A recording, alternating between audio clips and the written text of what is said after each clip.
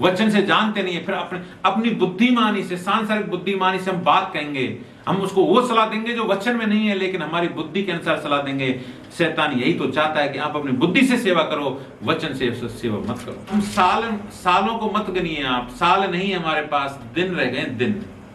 तो अंतिम दिन है, अंतिम समय है, अंतिम समय। इसलिए इस वचन को कोई अगर मानने वाला है तो वो व्यक्ति धन्य है। तो मानने के बारे में हम थोड़ा, आप क्या चीज, वचन को जो प्रभु ने बोला है, क्या आप उसको मानते हैं? क्या एक तरह से हम उसको एक्सेप्ट करते हैं? क्या स्वीकार करते हैं? क्या हम चलते हैं? क्या इस वचन पर थोड़ी बातचीत करेंगे। शायद हम कुछ वचनों के साथ में आपके साथ शेयर करेंगे कि वहां चलना क्या होता है, मानना क्या होता है, एक्सेप्टेंसी क्या होती है, आपके जीवन में स्वीकारोक्ति क्या होती है। हालेलुया। हम वचन में जाएंगे, 1 कुरिन्थियों 7:19 पढ़ेंगे। 1 कुरिन्थियों 7 अध्याय और 19 वचन।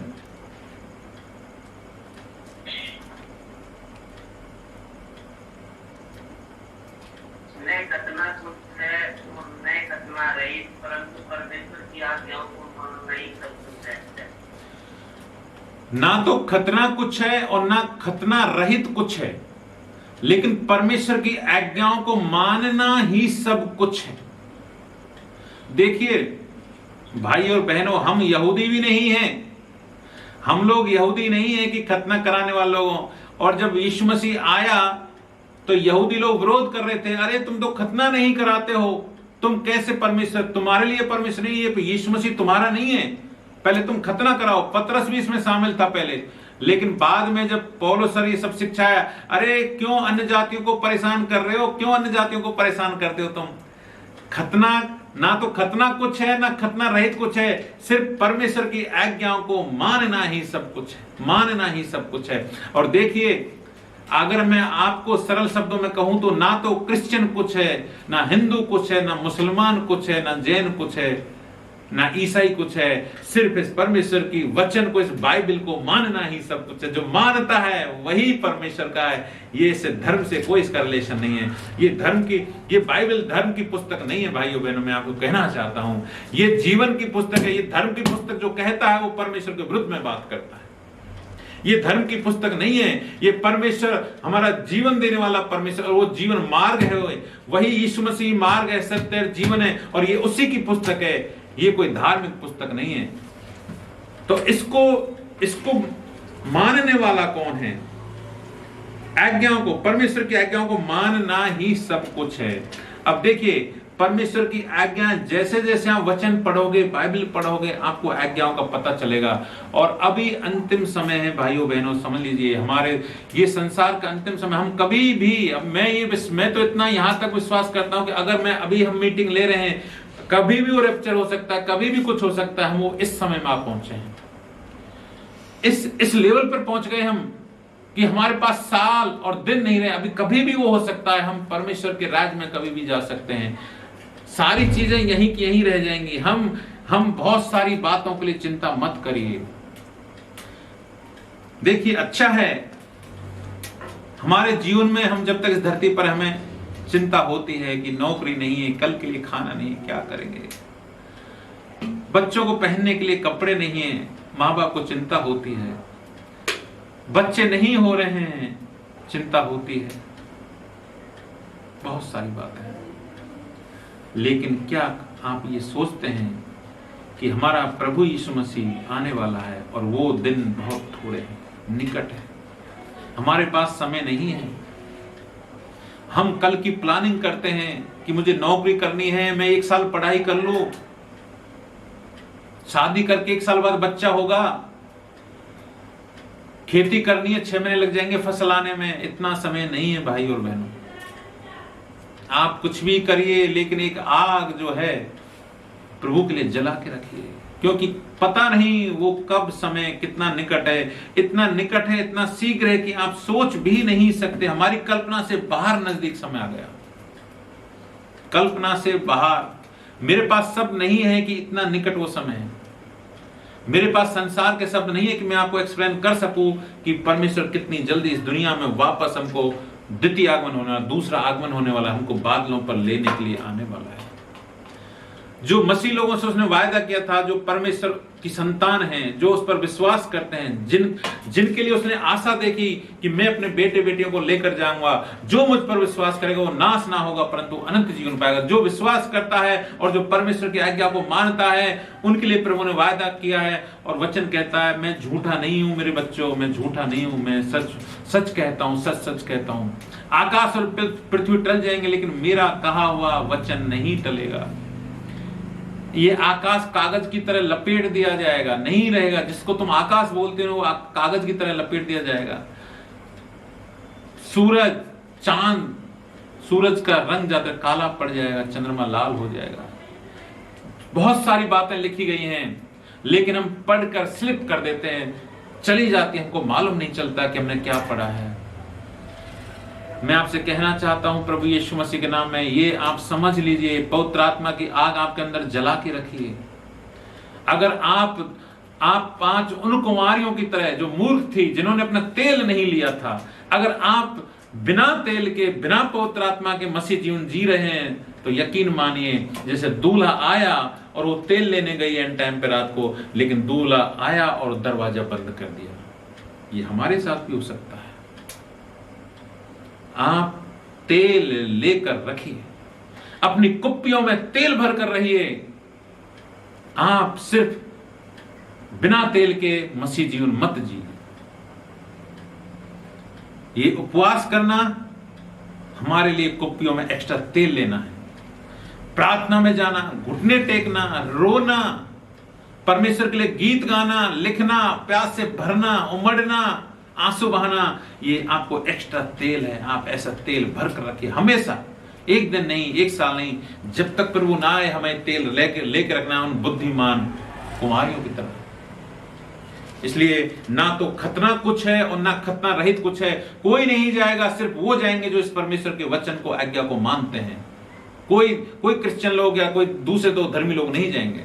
जो अपने आप को धर्मी समझते हैं वो सोचते हैं हम धर्मी हैं, मैं मसीह हूं, मैं विश्वासी हूं, मैंने इतना दान दिया। लेकिन आप अगर आज्ञाओं का पालन नहीं करते हैं, आप भले क्रिश्चियन के घर में पैदा हो गए, हमारे बच्चे, हम विश्वासी, हमारे बच्चे अगर हमारे द्वारा पैदा हुए, लेकिन अगर यीशु की आज्ञा का पालन नहीं करते हैं तो भाई साहब सॉरी, माफी चाहते हैं आपसे, प्रभु दरवाजे बंद कर देगा। इसलिए भाइयों बहनों, वचन पढ़िए। आज्ञा पालन कैसे सीखेंगे आप? आपको आज्ञा पालन करना कैसे आएगा मुझे बताइए। अगर आप वचन नहीं पढ़ते हैं तो आज्ञा पालन कैसे आएगा आपको? क्या अरे आप अपने पिता से पूछ कर देखिए, पापा तू चाहता क्या है? कभी आपने प्रभु यीशु मसीह से पूछा, प्रभु यीशु मसीह तू चाहता क्या है? हम अपनी इच्छाएं थोपते हैं सीधा, परमेश्वर मुझे वो दे वो दे। मैंने आपकी प्रार्थनाएं देखी है भाई साहब, भाइयों बहनों, आपकी प्रार्थनाओं को मैंने पढ़ा है। अगर मुझे आपकी प्रार्थनाओं पर अफसोस होता है तो प्रभु यीशु मसीह को कितना अफसोस होता होगा, सोचिए। मैं ये नहीं कह रहा कि आपकी प्रार्थनाएं गलत हैं, नहीं, सही है। मैं आपको कितनी बार समझा है, बुद्धि से प्रार्थना, बुद्धिमान बनिए। आप ऐसी प्रार्थनाएं, प्रभु से ऐसी प्रार्थनाएं मांगिए कि आपको, परमेश्वर को भला लगे उन चीजों में। आप जो नहीं चाहते हैं वो तो आपको मिल ही जाएगा, लेकिन बुद्धिमानी से मांगे तो आपको परमेश्वर सचमुच में उन बातों को, परमेश्वर आप पर घमंड करेगा। लेकिन हम कैसी, आप सोचिए, आप किस सृष्टिकर्ता के सामने मांग रहे हैं।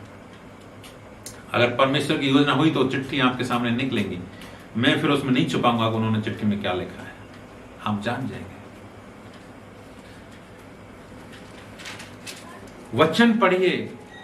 मैं फिर कहता हूं, ये बाइबल शुरू से अंत तक खा जाइए। अभी आपके पास समय नहीं, 1 साल में पढ़ने का समय नहीं है इस बाइबल को। इस बाइबल को अब जितना जल्दी हो सके खाना चालू करके खाओ इस बाइबल को। मैं कहता हूं 6 महीने में कम से कम एक बार बाइबल पूरी होनी चाहिए, दूसरे कामों के करने के बावजूद भी। आप चाहे पढ़ाई करते हैं, चाहे नौकरी करते हैं, चाहे आप घर की काम करने वाली घरेलू महिलाएं हैं, आप जॉब करती हैं, बच्चे पा कुछ भी, लेकिन ये सारे काम करने के साथ साथ ये 6 महीने में इस बाइबल को खत्म कर दो। अगर आप ये नहीं करते हैं तो आप नहीं समझ पाएंगे कि प्रभु की आज्ञा क्या है। क्योंकि अगर आप वचन नहीं पढ़ते हैं तो वचन की समझ आपके अंदर नहीं आएगी और आप सेवा भी नहीं कर पाएंगे। आपको पता ही नहीं चलेगा कि मैं क्या बोल रहा हूं। आप वचन से बाहर गाइड करेंगे। आप भेड़ों को कैसे चराएंगे? आपके पास लाठी नहीं है, भेड़िया आ रहा है, आप लाठी नहीं है आपके पास, कैसे बचाएंगे आप अपने भेड़ों को? क्योंकि आपके पास वचन नहीं है, वचन की आपको समझ नहीं है, वचन से जानते नहीं है। फिर अपनी बुद्धिमानी से, सांसारिक बुद्धिमानी से हम बात कहेंगे, हम उसको वो सलाह देंगे जो वचन में नहीं है, लेकिन हमारी बुद्धि के अनुसार सलाह देंगे। शैतान यही तो चाहता है कि आप अपनी बुद्धि से सेवा करो, वचन से सेवा मत करो। मेरे प्रिय भाइयों बहनों, वचन को थामे रहिए। एक बात मैं आपको प्रभु यीशु मसीह के नाम से कहना चाहता हूं, आपको कोई बुद्धिमान बनने की जरूरत नहीं, आप इस वचन को थामे रहिए बस। प्रभु आपके द्वारा बुद्धिमानों को, संसार के बुद्धिमानों को लज्जित करेगा। लेकिन अगर आप वचन से बाहर जाएंगे, अपनी बुद्धि से ज्ञान देंगे, सामने वाले का तो जीवन नाश होगा ही होगा, याद रखिए, वो तो नाश होगा ही होगा, लेकिन आपको भी शैतान दबोच लेगा। इसलिए जो भी परमेश्वर की सेवा करना चाहते हैं, चाहे वो विश्वासी है, विश्वासी भी, देखो हर एक आदमी सेवा करता है, विश्वासी भी किसी दूसरे नए लोगों को वचन का सुसमाचार सुनाता है। तो अगर उसके पास वचन नहीं तो वो भी गलत शिक्षा दे सकता है। इसलिए वचन को पढ़िए, खाना खाइए। मत्ती 7:24 पढ़िए। मत्ती 7:24।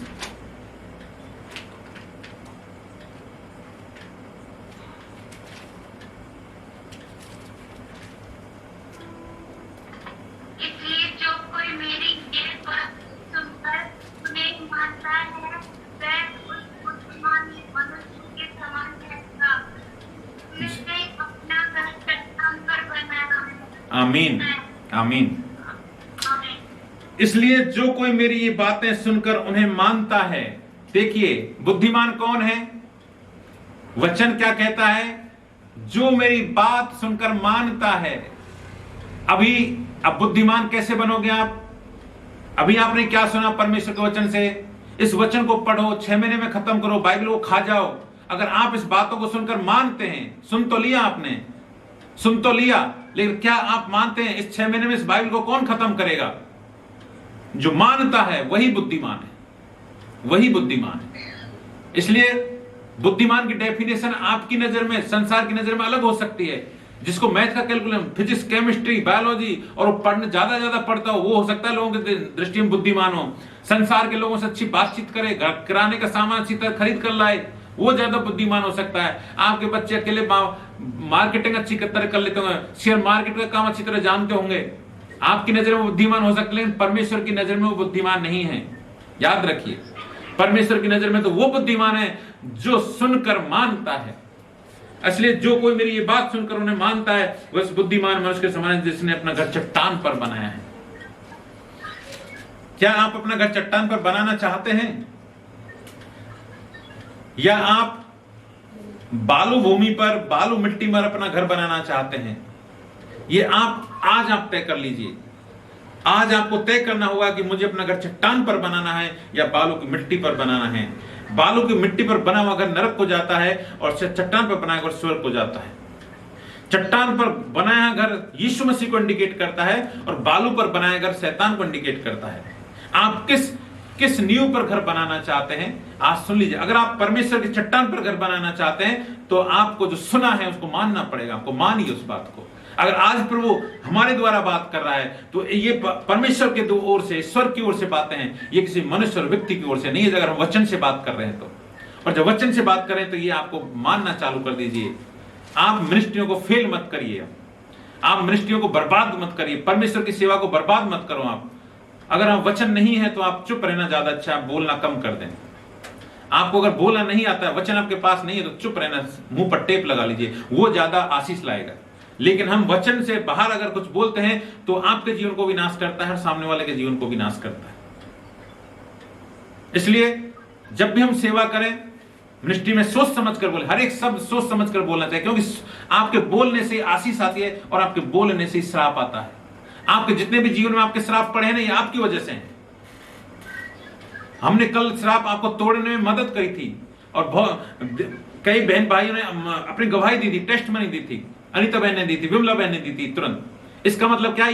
ये सब आपके बोलने से हुआ। आपके जीवन में श्राप आए हैं, ये पीढ़ी दर पीढ़ी और आपके बोलने से, किसी मनुष्य के बोलने से, आपके परिवार के बोलने से आपके जीवन में आए हैं। इसलिए आप बोलने के लिए आप सावधान रहें, आप बोलने में सावधान रहें। लूका 6:47 पढ़ेंगे।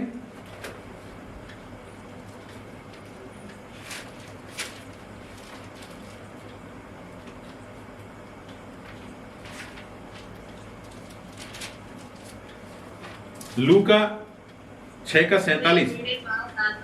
जो कोई मेरे पास आता है और मेरी बातें सुनकर उन्हें मानता है, मैं तुम्हें बताता हूँ कि वे किसके समान थे। हालेलुया।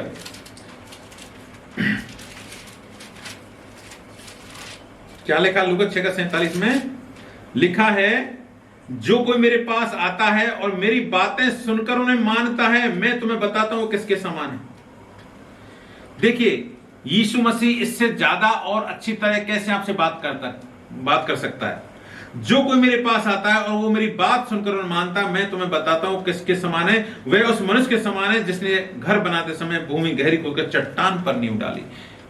यानी आप स्वर्गीय संतान के समान हैं, आप स्वर्ग के वारिस के समान हैं, अगर आप प्रभु यीशु मसीह के पास आते हैं और उसकी बात मानते हैं तो। देखिए, बहुत सारे लोग, हजारों लोग जिनकी गिनती नहीं है, यीशु के पास आते तो हैं लेकिन मानते नहीं। मैं आपको एग्जाम्पल बता सकता हूं, मैं आपको गिनती बता सकता हूं कितने लोग नहीं मानते हैं।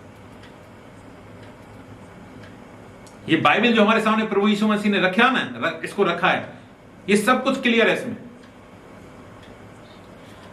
मैं सिर्फ एक एग्जांपल देता हूं। 10 कोढ़ी थे, 10 कोढ़ी। प्रभु यीशु मसीह ने 10 के लिए प्रार्थना की और 10 चंगे हो गए। उनमें से एक वापस लौट कर आया, एक। प्रभु यीशु मसीह ने कहा, वो 9 कहां गए?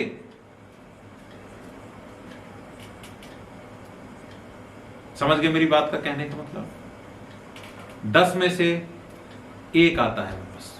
यीशु मसीह के पास अपना काम करवाते हैं, एटीएम मशीन में कार्ड डालते हैं, पैसा निकालते हैं, फिर कोई वापस नहीं आता। लोग अपनी आशीष से लेते हैं, चंगाई पाते हैं और फिर वापस चले जाते हैं।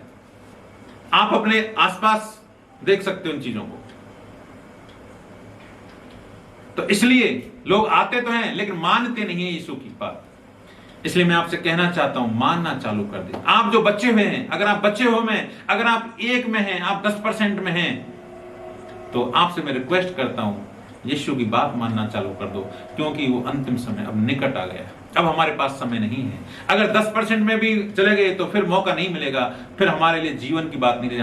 हम बालू वाले लोग बन जाएंगे। बालू पर हमारा घर बना होगा, और जब बाढ़ आएगी, आंधी आएगा, तूफान आएगा, अंत का समय आएगा, कहर जब वो बरपेगा, हम ढह जाएंगे हमारे घर। हमें ऐसा नहीं बनना चाहिए। मैं आपसे कहता हूं यीशु मसीह के नाम, अपना घर चट्टान पर बनाइए। हम ये कहानी तो अच्छी तरह जानते हैं, लेकिन इसका गहरा भेद समझ लिया आप। इन गहरे भेदों को आप अच्छी तरह समझकर फिर जीवन जीना चालू करो, तब आप मसीह के लिए जिंदा बनेंगे। आप जो बात है परमेश्वर कहता है, जो वचन कहता है, उनको मानना चालू करो। जैसे याकूब कहता है, अरे वचन के सुनने वाले नहीं लेकिन चलने वाले बनो, चलने वाले बनो, चलने वाले बनो, मानने वाले बनो, मानने वाले बनो। अब जो आज प्रभु कह रहा है कि आप वचन को पढ़ो, पढ़ो, पढ़ो, क्योंकि आप वचन को नहीं जानते हैं विश्वासी भाई बहनों। मुझे मालूम है आपको थोड़ा समय जरूर हुआ है, लेकिन आप थोड़े समय में भी मजबूत बन जाओ। परमेश्वर आपकी मदद करेगा, पवित्र आत्मा आपकी मदद करेगा। वो नहीं चाहता कि आप नरक जाएं, वो नहीं चाहता कि आप नाश हो जाएं, क्योंकि अंत का समय निकट है, और वो बड़ा ही निकट है, बहुत ही निकट है। मैं 2 वचन बोल के आप आज की हम मीटिंग समाप्त करते हैं। ये पहला यूहन्ना 3:24 निकालेंगे। पहला यूहन्ना 3:24।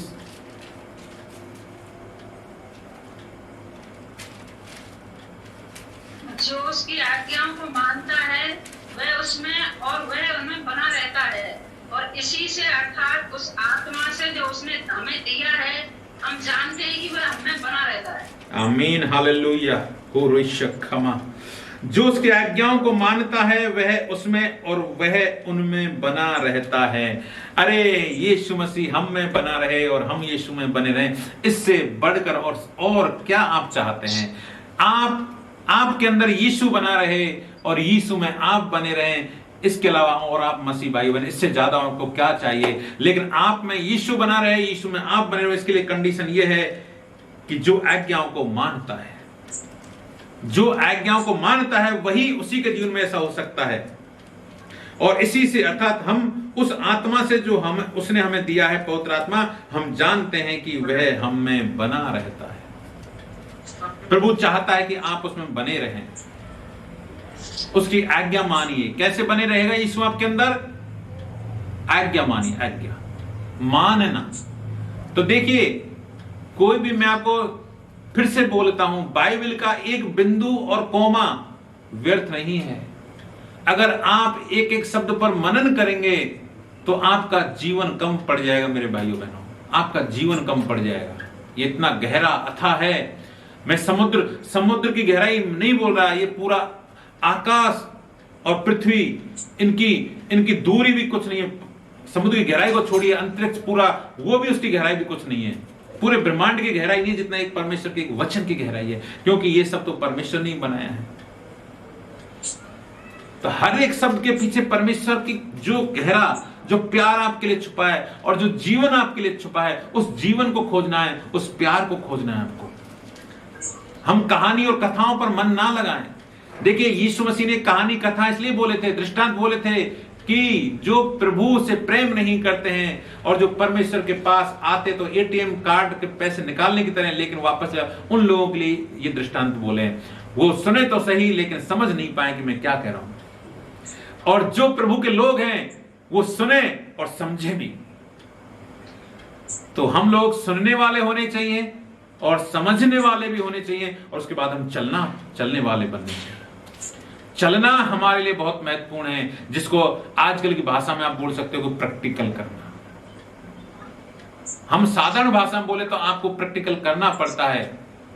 साइंस के बोले तो साइंस में पहले सिखाते हैं, लेकिन बाद में आप मेंढक को काटते हो, फिर इंसान को काटते हो, मुर्दों को काटते हो, फिर एक जिंदा इंसान को काटने लग जाते हो, और फिर एक जीवन चालू होता है। तो हमें प्रैक्टिकल करना पड़ेगा। आप ये प्रभु का वचन जो है प्रैक्टिकल जीवन है। प्रकाशित 22 का 7 पढ़ेंगे।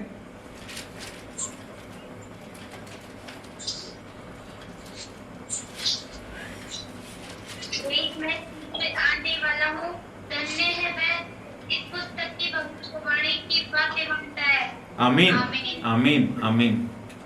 देखिए, फिर प्रभु का वचन कहता है लास्ट के अध्याय में 7 वचन में कहता है, देख मैं शीघ्र आने वाला हूं, शीघ्र आने वाला हूं, शीघ्र आने वाला हूं। धन्य है वह जो इस पुस्तक की भविष्यवाणी की बातें मानता है, मानता है, मानता है, मानता है। वो वही धन्य होगा, वही धन्य होगा। जो नहीं मानेगा, जो नहीं चलेगा, वो धन्य नहीं होगा। यानी धन्य का कहने वाला वो बचाया नहीं जाएगा, वो स्वर्ग नहीं जा सकता। और मैं शीघ्र आने वाला हूं। शीघ्र जो शब्द है, मैं आपको इसके शीघ्र शब्द का जो डेफिनेशन बता दूं, ये शब्द का मतलब ये है, इस शब्द का मतलब जल्दी या अचानक घटित होना, एकदम अचानक। अभी हमारे सामने कोई जैसे वायर जल रहा है और अगर अचानक कोई वायर फॉल्ट हो जाए तो एकदम आग उठती है, तो हम चौंक उठे। हमारे सामने हमको मालूम है, लेकिन टच में जो एक दूरी होती है, जैसे टच होता है एकदम स्पार्किंग होता है, हम भी खुद पीछे हट जाते हैं। ये अचानक ऐसे होने वाला है। अचानक हमारे सामने है लेकिन अचानक होगा, हमको समय पता नहीं है।